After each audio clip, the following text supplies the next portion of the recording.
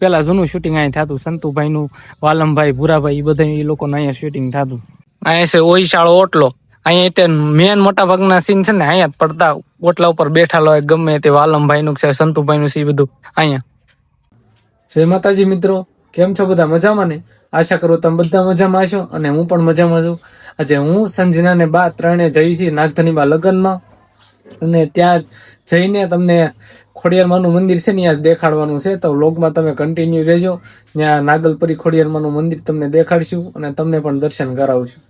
તો ફાઇનલી મિત્રો આપણે માં ખોડિયારમાંના મંદિરે પહોંચી ગયા છીએ. એમાં એવું હતું કે આજે લગ્નમાં આવેલા હતા તો ત્યાં આખો દીના કામમાં હતા. અત્યારે વ્લોગ બનાવવાનો ટાઈમ આખો દી હતો નહીં. તે પછી બપોર પછી એમ રાખ્યું કે પેલા આ જાનનું એ બધું પતાવીને પછી જઈએ આપણે વ્લોગ બનાવવા જઈશું અને માતાજીના દર્શન તમને પણ કરાવશું. અમારે પણ કરવા નતા.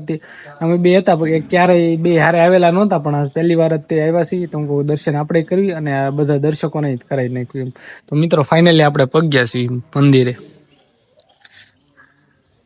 આપણે ખોડિયાર મંદિર દર્શન કરવા આવી ગયા છીએ અને તમને પણ દર્શન કરાવશું.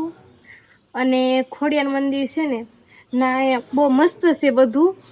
આ આપણે નાગધણીબાની અંદર જ આવેલું છે ખોડિયારમાંનું. અને પહેલાં તમને રામાપીરનું આપણે બતાવ્યું તો રામાપીરનું તે, અને આ છે ખોડિયારમાંનું મંદિર છે તમને બતાવ્યું. હાલો દર્શન કરાવી દેવું.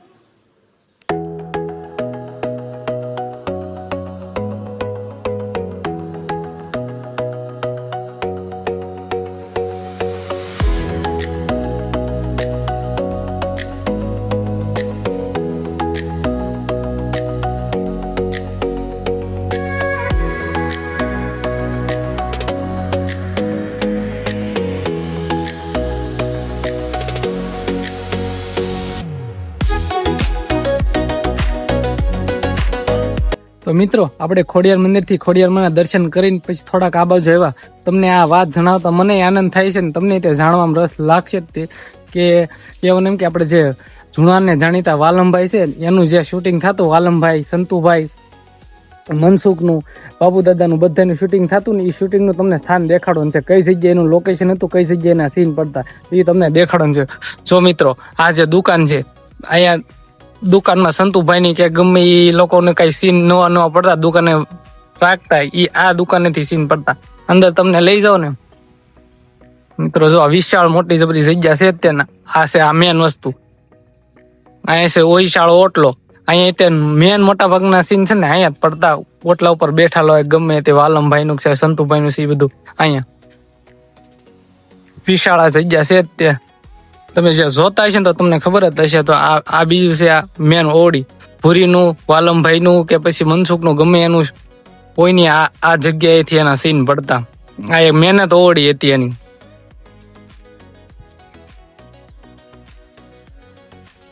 અહીંથી જ મોટા ભાગના સીનના શૂટિંગ થતા હોય છે. જો મોટી વિશાળ જગ્યા છે. અત્યારે તો અહીંયા મકાન થઈ ગયેલા છે એટલે તમને આ એક જે છે ને ઓડી આ દેખાય એ મોટી ઓડી અત્યારે હમણાં નવી તે સણેલી છે. બાકી મોટા ભાગના શૂટિંગ આ જગ્યાએ થતા હોય છે.